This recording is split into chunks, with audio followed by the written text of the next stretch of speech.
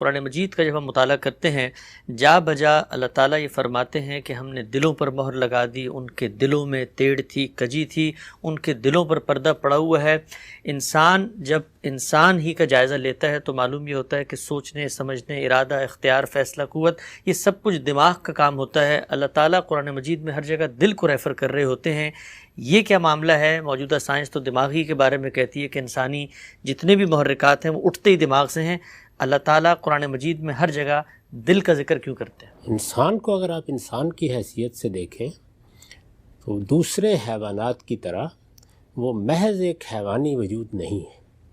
قرآن مجید نے بڑی تفصیل کے ساتھ یہ بتایا ہے کہ انسان کی تخلیق کس طرح ہوئی ہے۔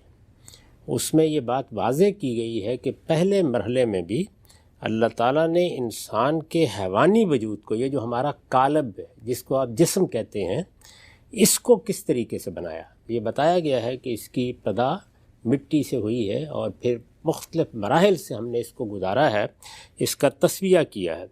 اسی طریقے سے انسان اب جس طریقے سے پیدا ہوتا ہے اس میں بھی پہلا مرحلہ اس کے حیوانی وجود ہی کو تخلیق کرنے کا ہے۔ یہ کم و بیش 120 دن میں اب مکمل ہو جاتا ہے۔ دونوں مراحل کے بعد یہ کہا ہے کہ پھر ہم نے اس میں اپنی روح پھونک دی۔ یہ جو روح پھونکنے کا عمل ہے یہی در حقیقت انسان کو اس کی شخصیت عطا کرنے کا عمل ہے۔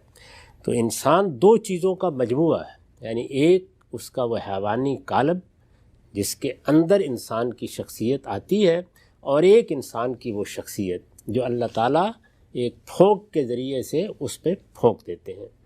یہ دونوں چیزیں مذہبی بنیاد پر یا قرآن کی بنیاد پر بہت اچھی طرح سمجھ لینی چاہیے۔ یہ بڑا بنیادی معاملہ ہے، یعنی ہمارے نقطہ نظر سے یا قرآن کے نقطہ نظر سے یا جس طرح کہ اللہ تعالیٰ نے اس کی وضاحت فرمائی ہے، انسان حیوانات میں سے محض ایک حیوان نہیں ہے، اگرچہ اس کے اس وجود کا، اس قالب کا، اس جسم کا ارتقاء اسی طرح سے ہوئی ہے جس طرح کہ حیوانات کا ہوتا ہے، اس کی تخلیق بھی اسی طریقے سے ہوئی ہے۔ میں نے اس پورے پروسیس کی وضاحت کی ہے سورہ سجدہ میں، البیان میں، ان آیات کے تحت جن میں یہ بیان کیا گیا ہے کہ انسان کو کیسے بنایا گیا، وہ کن مراحل سے گزرا، اور وہ کون سا مرحلہ ہے جس کے بعد اللہ تعالیٰ نے اس میں اپنی روح پھونک دی۔ تو انسان کی حیوانی شخصیت اور انسان کی انسانی شخصیت یہ دو بالکل الگ الگ چیزیں ہیں، ان کے درمیان اللہ تعالیٰ نے ایک ربط پیدا کیا ہے۔ اب ظاہر ہے کہ یہ جو شخصیت انسان کو دی جاتی ہے وہ اس دنیا میں الگ سے کام نہیں کرتی، وہ جس آلے کو اپنے کام کے لیے ذریعہ بناتی ہے وہ انسان کا یہ جسم ہے۔ یعنی اس کو اگر کوئی ارادہ کرنا ہے تو اس کا ظہور بھی اس جسم کے ذریعے سے ہوتا ہے۔ اگر اس کو کوئی کام کرنا ہے، یعنی کسی چیز کو پکڑنا ہے، کسی طرف جانا ہے، تو اس کا بھی ظہور انسان کے اسی قالب کے ذریعے سے یا انسان کے اس جسم کے ذریعے سے یا کہیے کہ حیوانی وجود کے ذریعے سے ہوتا ہے۔ ہمارے حیوانی وجود کا مرکز ہمارا دماغ ہے، یعنی دماغ جس طریقے سے ہمارے ہاتھ ہیں، جس طرح کے ہمارے پاؤں ہیں، اسی طرح ہمارے حیوانی وجود کا ایک حصہ ہے، اور اسی سے در حقیقت سارے جسم کے اعمال کنٹرول ہو رہے ہیں۔ ارادہ بھی وہیں سے آ کے ان تمام چیزوں پر اثر انداز ہوتا ہے۔ یہ بات ہے جو سائنس کے دائرے کی ہے، سائنس اس سے آگے بڑھ نہیں سکتی۔ لیکن وہ شخصیت کہاں سے آتی ہے؟ بچے میں وہ روح کیسے پھونکی جاتی ہے؟ وہ شخصیت قرآن بتاتا ہے کہ وہ پہلے سے بن چکی ہے، یعنی ہم سب کی تخلیق سے بہت پہلے وجود میں آ چکی ہے۔ بلکہ اس سے بھی آگے جا کے یہ بتاتا ہے کہ جس وقت ہم نے انسانوں کو بنانے کا فیصلہ کیا تو اس وقت اس اصل شخصیت سے الست کا عہد لیا تھا، اس کا سورہ اعراف میں ذکر کیا ہے۔ تو وہ شخصیت آتی کہاں سے ہے، اور جب آ جاتی ہے تو وہ آ کے ہمارے اس قالب میں ڈیرا کہاں ڈالتی ہے؟ اس میں قرآن نے ہمیں یہ بتایا ہے کہ وہ آتی ایک روح کی صورت میں۔ روح سے مراد یہاں وہ یونانی مفہوم کا روح نہیں ہے، بلکہ ایک پھونک کی صورت میں آتی ہے۔ جس طرح کہ انسان کا حیوانی قالب مختلف مراحل سے گزر کر مٹی سے، کیچڑ سے بنتا ہے اور تسویے کے مراحل سے گزرتا ہے، یا جس طرح اب بچہ پیدا ہوتا ہے تو پہلے ایک قطرہ آب وجود میں آتا ہے، وہ قطرہ آب اپنے اندر اس کی پوری حیوانی زندگی کے اسباب لے کے آتا ہے، پھر وہ ماں کے پیٹ میں مختلف مراحل سے گزرتا ہے، جس طرح کہ آپ قرآن میں بھی پڑھتے ہیں کہ یہ اب نطفہ ہے، یہ علقہ ہے، یہ مضغہ ہے، وہ ان سب مراحل سے گزرتا ہے۔ یہ جو میری شخصیت ہے جو مجھے دی گئی ہے، یعنی انسانی شخصیت جو میرے شعور کا ذریعہ بنتی ہے، یہ قرآن مجید کی روح سے اس طرح نہیں آتی، یا اس کے نتیجے میں پیدا نہیں ہوتی، یا میرے اس حیوانی وجود کے تعامل سے نہیں بن جاتی، یہ اوپر سے آتی ہے۔ اور جب اوپر سے آتی ہے تو جس طرح کہ میں نے عرض کیا کہ وہ ایک پھونک کی صورت میں آتی ہے جس کی حقیقت ہم نہیں جانتے۔ اس طرح کے امور میں اللہ تعالیٰ نے تنبیہ بھی کر دی ہے کہ یہاں تمہیں تشبیہ دے کر، دنیا کی چیزوں سے تشبیہ دے کر ایک بات سمجھائی جاتی ہے، ان کی حقیقت تم نہیں جان سکتے اور ان کے تمہیں درپے بھی نہیں ہونا چاہیے۔ تو یہ آنے کا عمل ہے، یہ بھی سائنس کی گرفت سے باہر ہے۔ سائنس کی گرفت سے باہر ہونے کا مطلب کیا ہے؟ یہ تجربے اور مشاہدے کی گرفت سے باہر ہے، کیونکہ سائنس کی بنیاد تجربے اور مشاہدے پر ہے۔ وہ تجربے اور مشاہدے سے پہلے حقائق کا مطالعہ کرے گی، پھر زیادہ سے زیادہ یہ کرے گی کہ اس سے کوئی استنباط کر لے گی۔ تو یہ چیز تو اس کے دائرے میں نہیں ہے کہ وہ آتی کیسے ہے۔ اس کے بعد یہ کہ وہ آ کر رہتی کہاں ہے۔ رہتی سے مطلب یہ ہے کہ وہ ایک غیر مرئی چیز ہے، وہ ویزیبل نہیں ہے، وہ میری آنکھوں کی گرفت میں نہیں آتی، میرے تجربے کی گرفت میں نہیں آتی، میرے مشاہدے کی گرفت میں نہیں آتی، لیکن آخر کسی مقام پر آ کر وہ ارتکاز کرتی ہے تو قرآن کے اشارات سے معلوم ہوتا ہے کہ وہ میرے دل میں ارتکاز کرتی ہے۔ یعنی گویا دل اس کا مکان ہے، اس کا ظرف ہے، اس شخصیت کا ارتکاز اس میں ہوتا ہے، اور پھر یہاں سے وہ دماغ کے ذریعے سے عمل کرتی ہے۔ تو سائنس یا تجربہ اور مشاہدہ اس کی حد یہی ہے کہ وہ یہ دیکھے کہ یہ کام ہاتھ کر رہے ہیں، یہ پاؤں کر رہے ہیں، ہاتھوں تک پیغام کہاں سے پہنچ رہا ہے۔ ظاہر ہے کہ اس کی آخری حد کیا ہوگی، وہ یہ کہ وہ دماغ کا انالیسس کر لے اور یہ دیکھ لے کہ وہ اس طرح کام کرتا ہے۔ تو اس لیے قرآن مجید دل ہی کو موضوع بناتا ہے، کیونکہ انسانی شخصیت کا ظرف وہی ہے، مکان وہی ہے، اسی میں وہ ارتکاز کیے ہوئے۔ ٹھیک ہے، ہم سب واضح ہوئی بات۔ یہ بیان فرمائیے گا، ہم جب اپنی زبان اور محاورے میں عام طور پہ کہتے ہیں بھئی اس کام کرنے کا دل نہیں چاہ رہا، یا دل میلا ہو رہا ہے، یا دل پر بوجھ ہے، تو وہاں پر تو ایک محاورتاً تشبیہ دے کے اسلوب میں بات کی جا رہی ہوتی ہے۔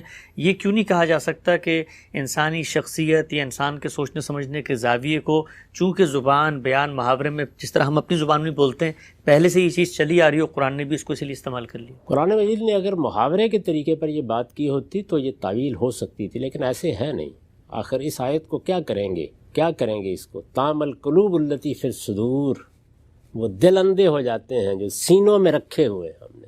تو یہ اسلوب جو ہے اس کی اجازت نہیں دیتا کہ اس کو کوئی اس طرح کی تعبیر سمجھا جائے۔ جگہ جگہ قرآن نے اس کو واضح کر دیا، اور میرے نزدیک تو خود یہ ایک علمی سوال ہے کہ وہ شخصیت اگر آتی ہے تو ارتکاز کہاں کرتی ہے؟ پاؤں میں کرتی ہے، ٹخنے میں کرتی ہے، ہاتھ پہ کرتی ہے؟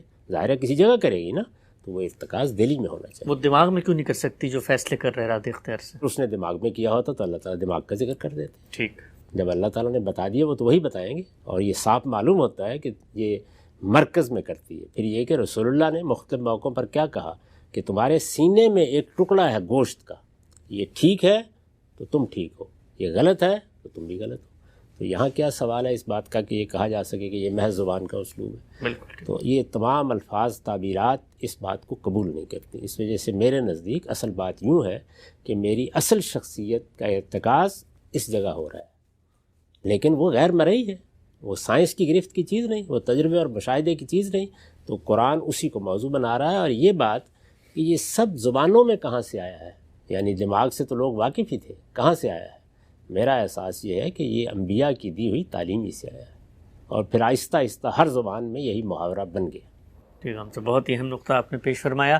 آگے بڑھنے سے قبل ایک ضمنی سوال، ابھی آپ اکثر ذکر کرتے ہیں کہ یونانی مفہوم میں روح نہیں ہے، بلکہ یہ جو نفخ روح قرآن مجید میں ہے کہ اللہ تعالیٰ نے ایک پھونک پھونک دی۔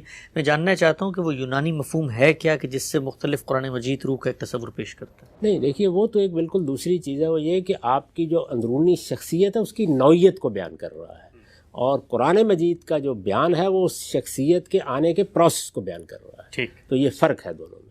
وہاں بتایا جا رہا ہے کہ یہ شخصیت آتے کیسی ہے، اور وہاں یہ بتایا جا رہا ہے یونانی علوم میں کہ وہ شخصیت ہے کیا۔ اچھا، وہاں ہے کیا کا جواب ہے وہ روح ہے، اور یہاں پر وہ منتقل کیسے ہوتی ہے اس پروسیس کو بیان کرنے کے لیے جو قرآن نے بات کہی ہے وہ یہ ہے کہ وہ اس طرح پھونک سے منتقل ہوتی ہے۔ دو بالکل الگ الگ باتیں۔ یہ بیان فرمائیے گا کہ کیا سائنسی انکشافات کو قرآنی آیات سے متعلق کرنا درست ہے، اور کہیں پر اگر سائنس کا کوئی عملی مشاہدہ، تجربہ، اطلاق ہمیں قرآن کے ظاہری معنی سے ٹکراتا ہوا نظر آئے تو پھر وہاں پر ہم کیا کریں گے؟ کہ چونکہ سائنس تو ایک 2 اور 2 4 کی طرح قطعیت سے ہمیں ایک بات پہنچا رہی ہے تو ہم قرآن مجید کی تعویل کریں گے کہ شاید وہاں سمجھنے میں کوئی غلطی ہو گئی، چونکہ سائنس تو بہت بڑی تعداد میں لوگوں کی ایک طرح سے گواہی ہے، تجربے مشاہدے پہ مبنی ہے، یا وہاں پر پھر سائنس کی تعویل کریں گے؟ تعویل کرنے کا تو کوئی سوال ہی نہیں ہے، البتہ یہ ہے کہ اپنے فہم پر ضرور نظر ثانی کریں گے۔ اگر کوئی ایسی چیز سامنے آئے گی اور ہم قرآن مجید سے ایک بات سمجھے ہوئے ہیں تو دوبارہ غور کریں گے، قرآن کو دیکھیں گے، لیکن قرآن کو سمجھنے کا عمل اسی طرح سے ہوگا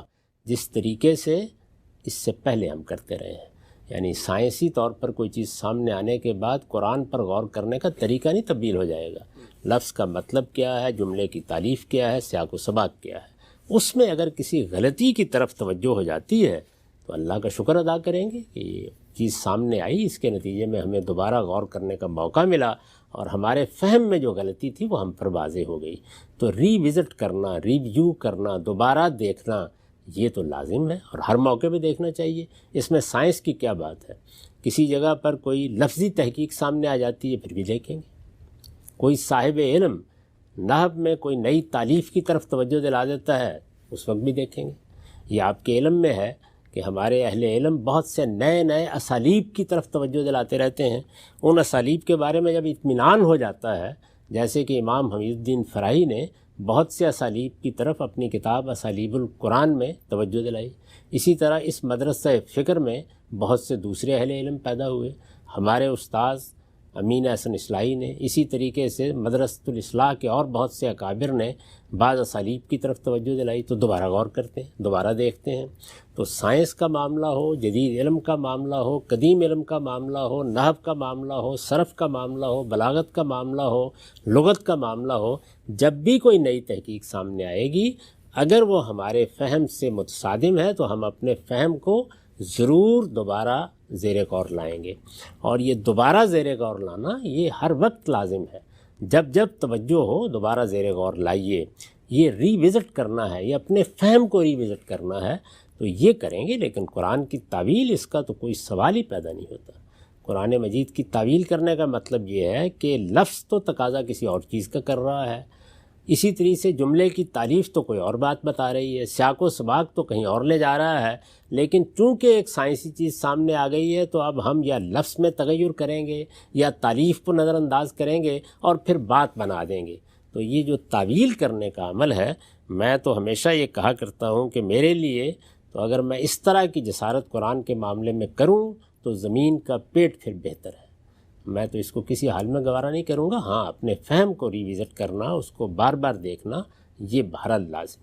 ٹھیک، لیکن ہم سے اگر نتیجے کے اعتبار سے ہمارا فہم ہمیں یہ بتا رہا ہے کہ یہی اس کا معنی ہے اور سائنسی حقیقت اس کے برخلاف ہے، تو پھر ہم دنیا کو کیا کہیں گے کہ اللہ تعالیٰ کی کتاب میں جو تمہارا مشاہدہ ہے اس سے ایک مختلف بات لکھی ہوئی ہے، اگرچہ یہ تمہاری علم، عقل اور تجربے مشاہدے میں پوری نہیں اترتی۔ اس وقت تک تو 15 صدیاں ہو گئی ہیں، ہمیں یہ صورتحال پیش نہیں آئی، لیکن اگر پیش آ جائے گی تو میں یہ کہوں گا کہ تمہاری نگاہ غلطی کر سکتی ہے، تمہاری تحقیق غلطی کر سکتی ہے، اللہ کی کتاب میں غلطی نہیں ہو سکتی۔ ٹھیک، بالکل دو ٹوک اور واضح بات ہے۔